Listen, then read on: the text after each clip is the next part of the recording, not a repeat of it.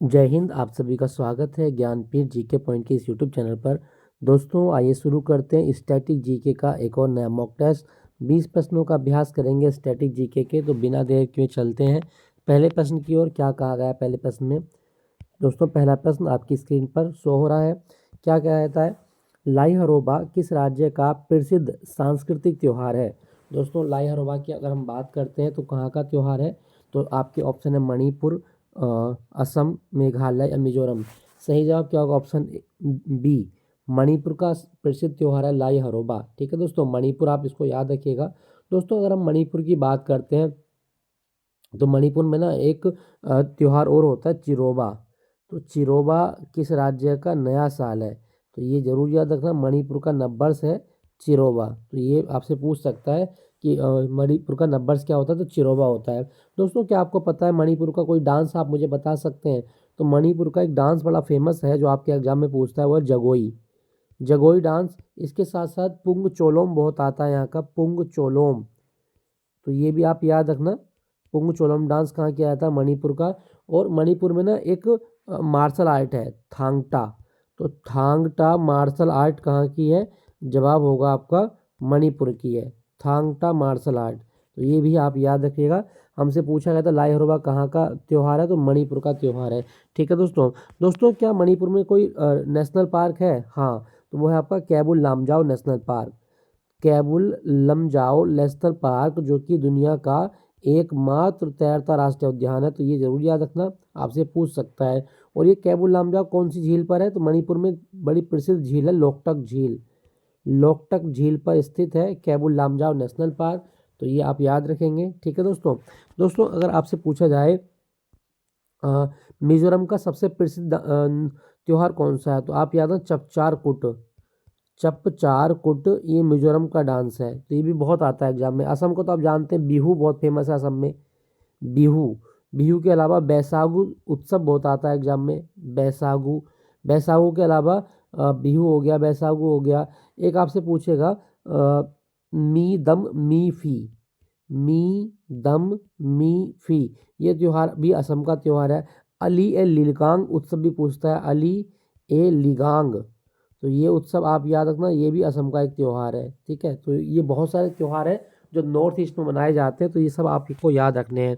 दोस्तों यहाँ पे लिखा गया है मेघालय। मेघालय का मैं आपको सबसे प्रसिद्ध त्यौहार बताता हूँ, वांगाला। वांगाला त्यौहार कहाँ मनाया जाता है? मेघालय में।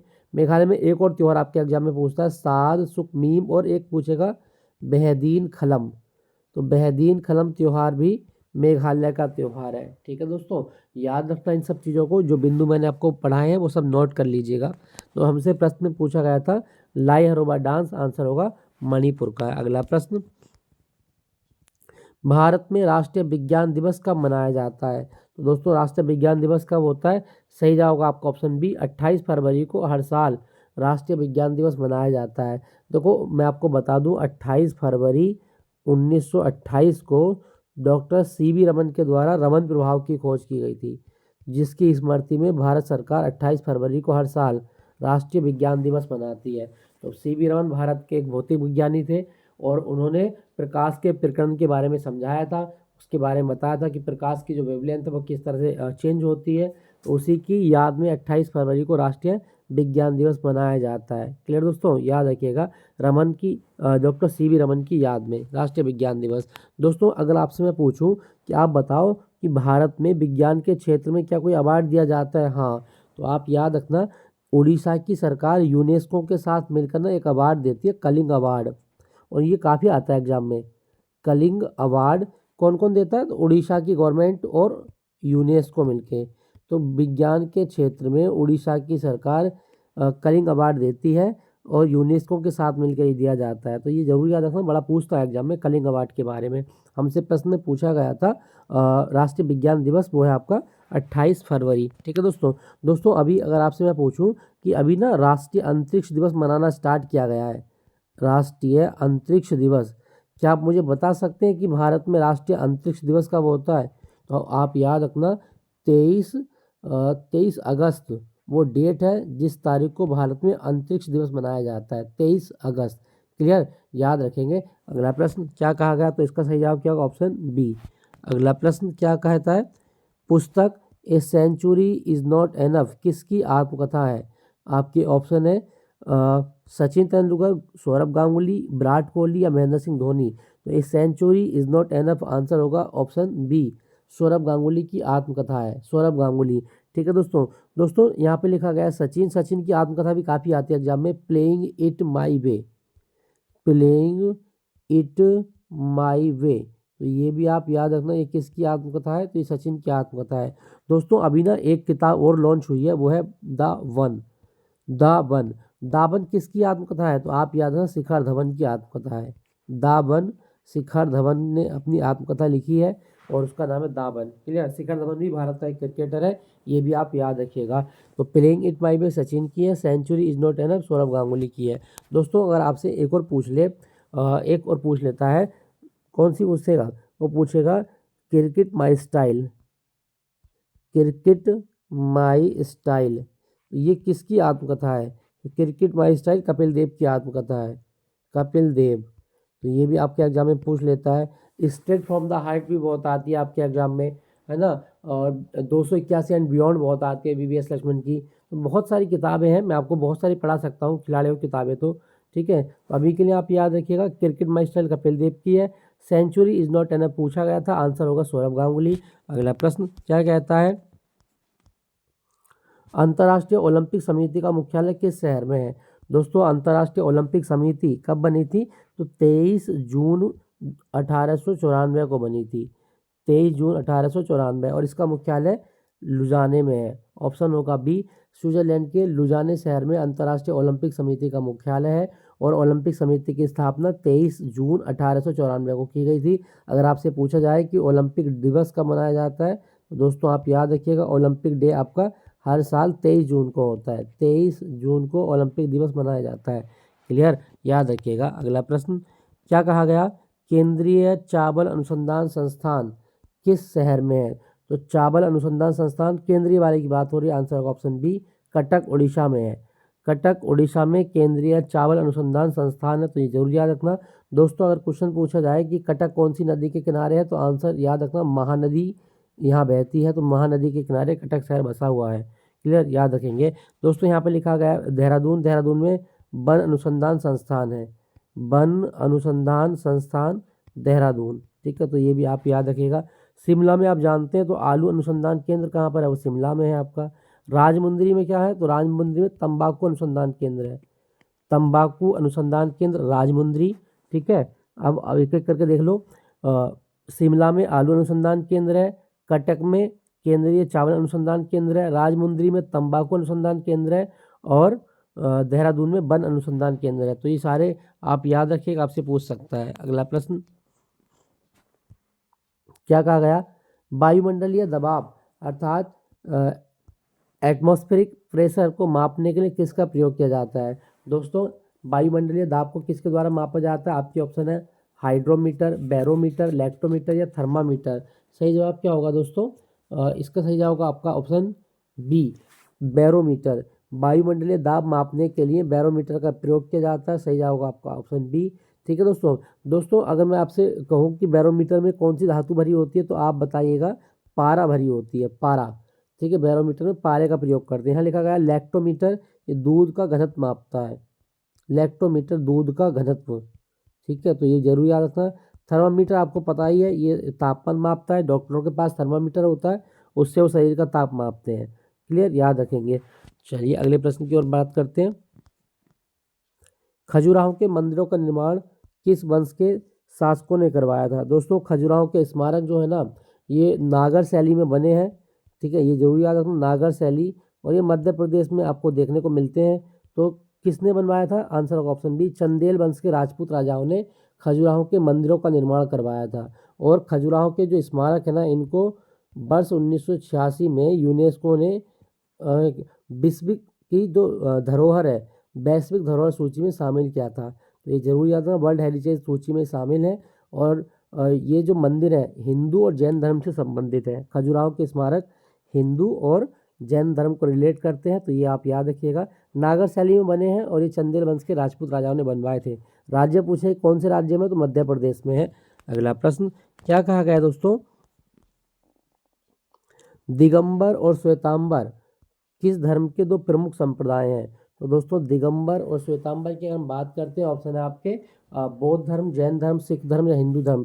सही जवाब होगा आपका ऑप्शन बी, जैन धर्म के दो संप्रदाय हैं, दिगंबर और श्वेतांबर। दोस्तों अगर मैं आपसे जैन धर्म की बात करता हूं तो जैन धर्म के वास्तविक संस्थापक कौन है? तो महावीर स्वामी थे, तो ये जरूर याद रखिएगा।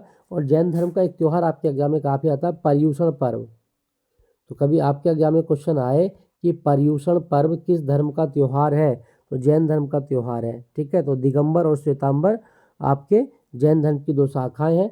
जो दिगंबर हैं वो नग्न रहते हैं, श्वेतांबर श्वेत वस्त्र धारण करते हैं। ठीक है दोस्तों, याद रखिएगा। अगला प्रश्न क्या कहा गया?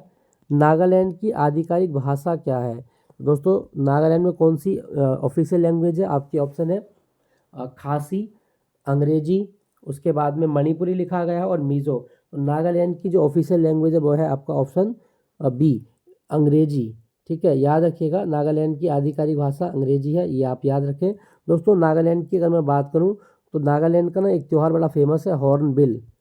हॉर्नबिल त्यौहार ये कहाँ मनाया जाता है? तो नागालैंड का सबसे बड़ा और सबसे प्रसिद्ध त्यौहार है हॉर्नबिल, ये आप याद रखना। क्या नागालैंड में कोई नेशनल पार्क है? हाँ, तो आप याद है Intanki national park. Intanki national park ये कहाँ पर है? तो जवाब होगा नागालैंड में इंटांकी नेशनल पार्क है, पूछ सकता है आपके एग्जाम में। ठीक है, तो नागालैंड की ऑफिशियल लैंग्वेज क्या है? अंग्रेजी है। दोस्तों अगर आप मैं आपसे पूछूं मिजो कहाँ पे बोली जाती है? तो मिजोरम में। मिजोरम में बोली जाती है। और खासी भाषा मेघालय में बोली जाती है। सबसे इंपॉर्टेंट आपके एग्जाम पूछता है कोंकणी भाषा कहाँ बोली जाती है? तो कोंकणी किस राज्य की आधिकारिक भाषा है? गोवा की, तो ये जरूर याद रखना। नागालैंड की पूछा गया था, आंसर बी सही होगा, अंग्रेजी। अगला प्रश्न क्या कहता है? पेनिसिलिन की खोज किसने की थी?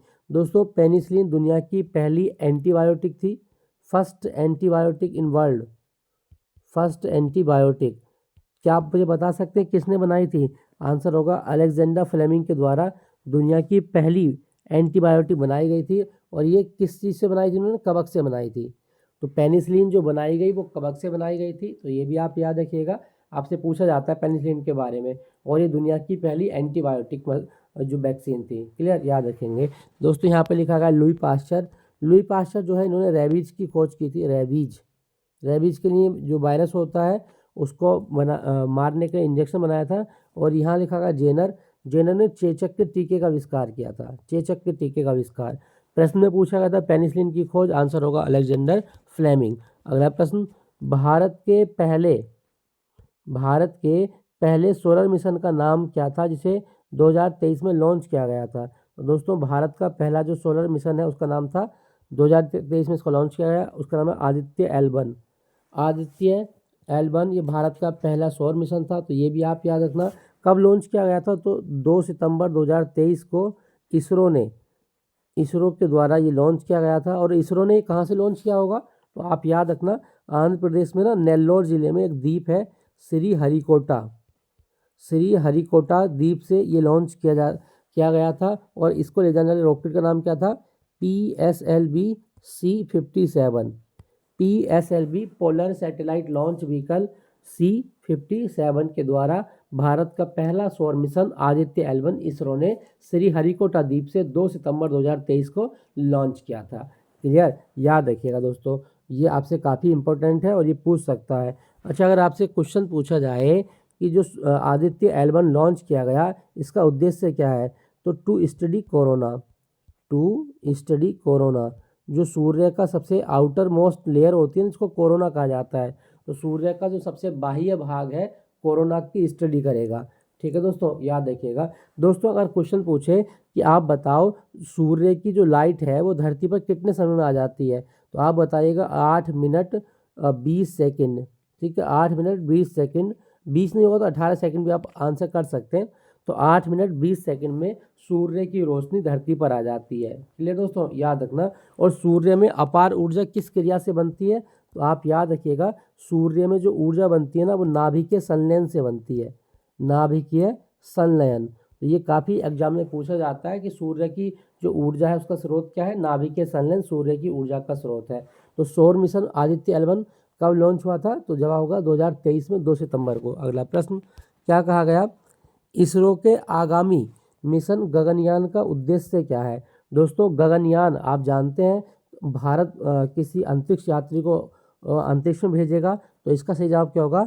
इसरो का जो गगनयान मिशन है ना, उसका उद्देश्य है मानव को अंतरिक्ष में भेजना। किसी भारतीय को अंतरिक्ष में भेजा जाएगा, तो ये जरूर याद रखिएगा, आपसे पूछा जा सकता है। और ये अभी लॉन्च कब होगा, इसमें काम चल रहा है, तो जल्दी इसमें इसरो लॉन्च करेगा। मैं आपको बता दूं दोस्तों, अगर आपसे पूछे कि इसरो की स्थापना कब हुई, तो दोस्तों इसरो की स्थापना जो हुई वो 15 अगस्त 1969 को हुई है। 1969, ठीक है, 1969। और मैं आपको बता दूं इसरो का पुराना नाम क्या है? इनकॉस्पर, इनकोस्पर, ठीक है, जरूर याद रखना। इसरो का जो पुराना नाम है वो है इनकोस्पर, याद रखेंगे। और मैं आपको बता दूं, क्या आप मुझे बता सकते हैं कि भारतीय अंतरिक्ष कार्यक्रम का जनक कौन है? भारतीय अंतरिक्ष कार्यक्रम का जनक कौन है? तो आंसर होगा विक्रम साराभाई। विक्रम साराभाई को भारतीय अंतरिक्ष कार्यक्रम का जनक माना जाता है। तो ये बड़ा इंपॉर्टेंट क्वेश्चन हो जाता है आपके लिए, ये जरूर याद रखना, आपसे पूछ सकता है। दोस्तों यहाँ लिखा गया है ऑप्शन सी में शुक्र ग्रह। अगर आपके एग्जाम में क्वेश्चन आए कि सौरमंडल का सबसे चमकीला ग्रह कौन सा है, जवाब होगा शुक्र ग्रह। चमकीला है तो गर्म भी होगा, तो सबसे गर्म ग्रह भी है, तो ये भी याद रखिएगा। और गर्म है, चमकीला तो सुंदर भी होगा, तो सबसे सुंदरता का ग्रह किसको कहा जाता है? जवाब होगा शुक्र को कहा जाता है, ठीक है, शुक्र को। क्लियर, याद रखिएगा। तो हमसे पूछा गया था गगनयान मिशन का उद्देश्य, आंसर होगा मानव को अंतरिक्ष में भेजना। अगले प्रश्न की बात करते हैं। अगला प्रश्न में क्या कहा गया? सतीश धवन अंतरिक्ष केंद्र कहाँ पर है? दोस्तों श्री सतीश धवन अंतरिक्ष केंद्र कहाँ पर है? आपके ऑप्शन तुम्बा, हरिकोटा, बेंगलुरु कर्नाटक, और या चांदीपुर ओडिशा। मैंने आपको बताया था कि श्री हरिकोटा द्वीप है एक, और उसी द्वीप पर स्थित है कौन सा? सतीश धवन अंतरिक्ष प्रक्षेपण केंद्र। तो सही जवाब क्या होगा? श्री हरिकोटा आंध्र प्रदेश में है। अगर आपसे पूछे यहाँ पर कौन सी झील है, तो पुलिकट झील यहाँ बहती है, पुलिकट झील पर ही ये द्वीप है, तो ये जरूर याद रखिएगा। और ये कौन सा जिला है? तो आंध्र प्रदेश का जिला नेल्लोर जिला, नेल्लोर, नेल्लोर जिले में आता है, तो ये जरूर याद रखेंगे। श्री हरिकोटा द्वीप पर श्री सतीश धवन अंतरिक्ष प्रक्षेपण केंद्र है। क्लियर दोस्तों, याद रखिएगा। अगला प्रश्न, अगला प्रश्न में क्या कहा गया? भारत की पहली इंटरकॉन्टिनेंटल बैलिस्टिक मिसाइल कौन सी है जिसकी मारक क्षमता 5000 से अधिक है? तो भारत की पहली इंटरकॉन्टिनेंटल मिसाइल कौन सी है? सही जवाब होगा आपका ऑप्शन बी, अग्नि 5। अग्नि 5 की क्षमता 5000 किलोमीटर से अधिक है, तो ये भी आप याद रखिएगा, ठीक है दोस्तों। दोस्तों अगर मैं आपसे कहूँ कि पृथ्वी किस प्रकार की मिसाइल है, तो आप क्या बताएंगे? पृथ्वी जो है ना वो सरफेस टू एयर, सतह से हवा में मार करने वाली मिसाइल है, तो ये भी आप याद रखिएगा, ठीक है दोस्तों, याद रखेंगे। अगला प्रश्न क्या कहा गया? ब्रह्मोस मिसाइल भारत और किस देश के सहयोग से विकसित की गई है? दोस्तों ब्रह्मोस की मैं बात करूं तो ब्रह्मोस ना दो देशों का संयुक्त उपक्रम है। तो ब्रह्मोस में भारत और दूसरा रूस, भारत और रूस। और ब्रह्मोस का नाम ब्रह्मोस कैसे पड़ा? देखो भारत में एक नदी बहती है ब्रह्मपुत्र नदी, तो ब्रह्मपुत्र का शब्द है ब्रह्म, और रूस में बहती है मोस्कोवा नदी। तो ब्रह्मपुत्र और मोस्कोवा नदियों के नाम पर इस मिसाइल का नाम रखा गया ब्रह्मोस। तो ये जरूर याद रखना, ब्रह्मोस मिसाइल भारत और रूस के द्वारा बनाई जाती है, ठीक है, और ये दो नदियों के नाम पर इसका नाम रखा गया है। क्लियर दोस्तों, तो इसका सही जवाब क्या होगा? ऑप्शन बी, रूस और भारत का संयुक्त उपक्रम है ब्रह्मोस मिसाइल। क्लियर, याद रखेंगे, आपसे पूछा जाता है काफ़ी एग्जाम में। क्लियर, याद रखते हैं। तो दोस्तों अगर मैं आपसे पूछूं कि आप बताओ भारत में एक मिसाइल होती है नाग, नाग किस प्रकार की मिसाइल है? तो आप बताइएगा एंटी टैंक गाइडेड मिसाइल है। अगर दुश्मन देश के टैंकर को उड़ाना है तो आप नाग मिसाइल का उपयोग करेंगे, ठीक है दोस्तों, याद रखिएगा। तो सही जवाब क्या होगा? ऑप्शन बी, रूस। अगला प्रश्न, स्वदेशी, भारत की स्वदेशी सतह से हवा में मार करने वाली मिसाइल प्रणाली का नाम क्या है? इन ऑप्शन में ऑप्शन है आकाश, नाग, धनुष या सागरिका। सही जवाब होगा आपका ऑप्शन ए, आकाश मिसाइल जो है ना वो सरफेस टू एयर मिसाइल है, ठीक है, सरफेस टू एयर मिसाइल। पृथ्वी के बारे में बता दूं, पृथ्वी मैंने अभी आपको बताया था कि सतह से हवा में, तो वो गलत है। पृथ्वी मिसाइल सतह से सतह पर मार करती है, तो ये जरूर याद रखना, पृथ्वी मिसाइल सरफेस टू सरफेस मार करती है, वो गलत हो गया पीछे, ठीक है, याद रखिएगा। तो आकाश मिसाइल सतह से हवा में मार करती है, तो ये जरूर याद रखिएगा। अगला प्रश्न, नाग किस प्रकार की मिसाइल है? तो दोस्तों नाग मिसाइल की अगर मैं बात करता हूँ तो नाग जो है ना वो एंटी टैंक गाइडेड मिसाइल है, टैंक को उड़ाने के काम आती है। तो ये जरूर याद रखना, ऑप्शन बी आपका सही जवाब है। अगला प्रश्न क्या कहा गया? वर्तमान जनवरी 2026 में भारत के सीडीएस कौन है? आंसर होगा उपेंद्र द्विवेदी, ऑप्शन सी आपका सही जवाब है। अगला प्रश्न भारतीय सेना का मुख्यालय कहाँ पर है? तो भारतीय सेना का मुख्यालय नई दिल्ली में है, ऑप्शन सी आपका सही जवाब है। क्या आप मुझे बता सकते हैं भारतीय सेना दिवस कब मनाया जाता है? हर साल 15 जनवरी को भारतीय सेना दिवस मनाया जाता है। ठीक है दोस्तों, और भारतीय सेना का जो ध्येय वाक्य है वो क्या है? सेवा परमो धर्म है, सेवा परमो धर्म है, ये भारतीय सेना का ध्येय वाक्य है। अगला प्रश्न क्या कहा गया? भारतीय नौसेना द्वारा निर्मित स्वदेशी विमान वाहक पोत कौन सा है? तो दोस्तों भारत का पहला विमान वाहक पोत है आईएनएस विक्रांत, आईएनएस विक्रांत, ये याद रखना स्वदेश निर्मित है। इसका सही जवाब क्या होगा? आईएनएस विक्रांत आपका सही जवाब है। क्लियर, याद रखिएगा। अगला प्रश्न क्या कहा गया है? चंद्रयान 3 के लैंडर का नाम क्या था? दोस्तों चंद्रयान 3 का जो लैंडर है, तो पहले तो मैं बता दूं, भारत ने चंद्रमा के दक्षिण ध्रुव पर अपना मिशन लॉन्च किया था जिसका नाम था चंद्रयान 3। और चंद्रयान 3 कब लॉन्च किया गया था? तो 14 जुलाई 2023 को चंद्रयान 3 लॉन्च किया गया था। ठीक है, 14 जुलाई 2023। और इसने लैंडिंग कब की थी? तो ये लैंडिंग हुई थी इसकी 23 अगस्त 2023 को। तो 23 अगस्त 2023 को इसकी लैंडिंग हुई और इसीलिए भारत में राष्ट्रीय अंतरिक्ष दिवस मनाया जाता है 23 अगस्त को। ठीक है दोस्तों, और चंद्रयान 3 जो है ना, इसमें जो लैंडर था उसका नाम क्या था? वो था आपका विक्रम लैंडर। आंसर होगा आपका विक्रम लैंडर। ठीक है, याद रखिएगा। रोवर का नाम क्या था? वो प्रज्ञान था। और इसको ले जाने वाले रॉकेट का नाम क्या था? LBM-3, LBM-3, ये जरूर याद रखिएगा, आपसे पूछ सकता है। तो चंद्रयान 3 2023 में 14 जुलाई को लॉन्च किया गया, इसकी लैंडिंग हुई 23 अगस्त 2023 को। और ये ले जाने वाले रॉकेट का नाम क्या था? LBM-3। तो ये जरूर याद रखिएगा, आपसे पूछा जा सकता है। अगला प्रश्न क्या कहा गया? कंप्यूटर में ALU का पूर्ण रूप क्या होता है? तो दोस्तों कंप्यूटर में जो ALU है ना, इसका पूर्ण रूप है arithmetic logic unit, option A आपका सही जवाब है। कंप्यूटर का में जो CPU का पार्ट है ना वो ALU है। और ALU का काम क्या होता है? कंप्यूटर में जितनी भी गणितीय संक्रियाएं होती हैं, जोड़ना, घटाना, भाग देना, गुणा करना, वो सारी ALU में होती हैं। तो ALU की फुल फॉर्म है अरिथमेटिक लॉजिक यूनिट और ये CPU का भाग होता है। अगला प्रश्न यक्षगान किस राज्य का त्योहार है? तो यक्षगान के बारे में बताना है। आपके ऑप्शन है केरल, कर्नाटक, तमिलनाडु, आंध्र प्रदेश। तो यक्षगान के बारे में कई बार पढ़ा चुका हूँ। कर्नाटक का लोक नृत्य है। कर्नाटक में ना एक लोक नृत्य और होता है ढोलू कुनीथा। तो ढोलू कुनीथा कहाँ का है? कर्नाटक का। एक और याद रखना बीरागासे। तो बीरागासे नृत्य भी कहाँ किया जाता है? कर्नाटक में किया जाता है।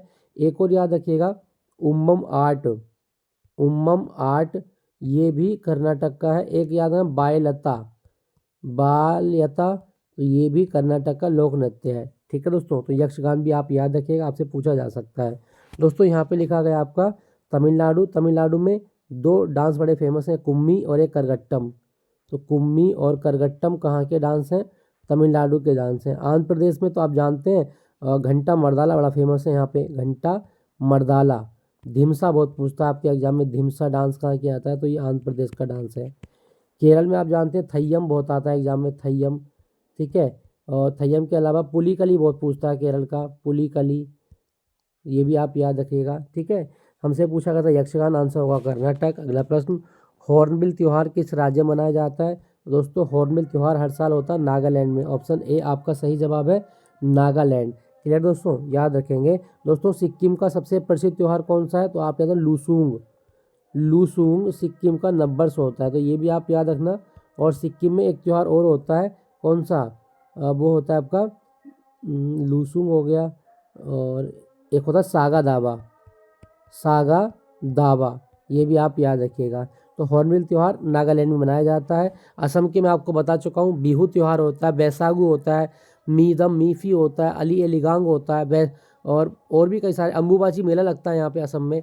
मिजोरम का आप जानते हैं चपचारकुट, ये याद रखिएगा। अगला प्रश्न दिलवाड़ा का जैन मंदिर कहाँ स्थित है? दोस्तों दिलवाड़ा का जैन मंदिर माउंट आबू राजस्थान में है। माउंट आबू कहाँ पर है? राजस्थान।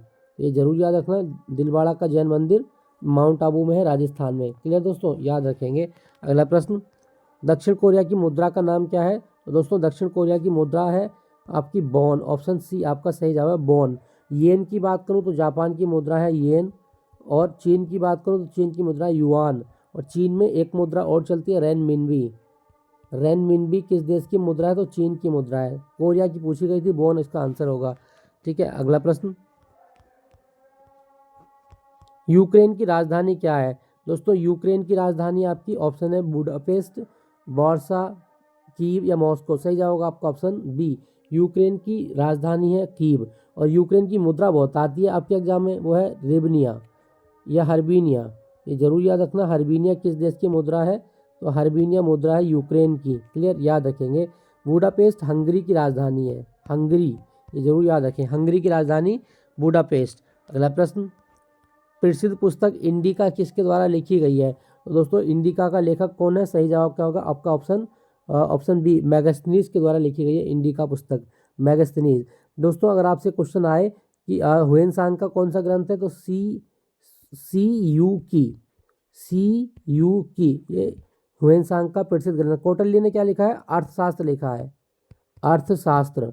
ये भी आप याद रखिएगा। अगला प्रश्न, क्या कहा गया है? डेविस कप का संबंध किस खेल से है? दोस्तों डेविस कप किस खेल में होता है? आंसर होगा टेनिस में होता है, और डेविस कप को टेनिस का वर्ल्ड कप कहा जाता है, टेनिस का वर्ल्ड कप। डेविस कप की शुरुआत कब हुई? साल 1900 से डेविस कप की शुरुआत हुई है, और इसको टेनिस का वर्ल्ड कप कहा गया है। क्लियर दोस्तों, याद रखिएगा। दोस्तों यहाँ पे अगर मैं आपसे पूछूं रोबर्ट्स कप का संबंध किस खेल से है, तो रोबर्ट्स कप होता है आपका फुटबॉल में। जैसे मैं आपसे पूछूं मर्डेका कप का संबंध किससे है, तो जवाब होगा फुटबॉल से। जैसे मैं आपसे पूछूं डूरंड कप किस खेल में होता है, तो वो भी होगा फुटबॉल से। जैसे आपसे पूछा जाए संतोष ट्रॉफी किस खेल में प्रसिद्ध है, तो जवाब होगा फुटबॉल से। तो ये भी आप याद रखिएगा, आपसे पूछा जाता है। दोस्तों यहाँ पे लिखा गया हॉकी। अगर आपसे क्वेश्चन पूछा जाए हॉकी के मैच की अवधि कितनी होती है, तो आप बताएंगे 60 मिनट की होती है। इसमें 15-15 मिनट के 4 क्वार्टर होते हैं, तो ये जरूर याद रखिएगा। और हॉकी के लिए आगा खां कप याद रखेंगे। आगा खां कप किस खेल के लिए होता है, तो हॉकी के लिए होता है। क्लियर। हॉकी का जादूगर कौन है? मेजर ध्यानचंद। हॉकी का जादूगर कौन है? तो मेजर ध्यानचंद है, ये जरूर याद रखिएगा। दोस्तों यहाँ पर लिखा है क्रिकेट में एक ट्रॉफी याद रखना, रणजी ट्रॉफी। ये काफ़ी आती है एग्जाम में, रणजी ट्रॉफी किस खेल के लिए है? तो क्रिकेट। विजय हजारे ट्रॉफी बहुत आती है आपके एग्जाम में, विजय हजारे ट्रॉफी, तो ये भी आपसे पूछ सकता है। दलीप ट्रॉफी बहुत आती है एग्जाम में, दलीप ट्रॉफी, तो ये भी आपकी कहाँ की है? क्रिकेट से संबंधित है। प्रश्न पे लौटते हैं। प्रश्न में कहा गया था डेविस कप का संबंध किस खेल से? आंसर होगा टेनिस से है। और मैं आपको बता दूं टेनिस की उत्पत्ति कहाँ से हुई है? आंसर होगा आपका इंग्लैंड से हुई है। इंग्लैंड से टेनिस जो है उत्पन्न हुआ है। और टेनिस का सबसे पुराना जो प्रतियोगिता है वो कौन सी है? वो है विंबलडन। तो विंबलडन ओपन होता है आपका लंदन में, और ये टेनिस की सबसे पुरानी प्रतियोगिता है। तो दोस्तों ये था आज का mock test. I hope session आपको अच्छा लगा होगा। अच्छा लगे तो लाइक शेयर कीजिएगा दोस्तों के साथ, और फिर मिलेंगे आपको नए मॉक टेस्ट में। Thank you for watching Gyanpeeth G K point.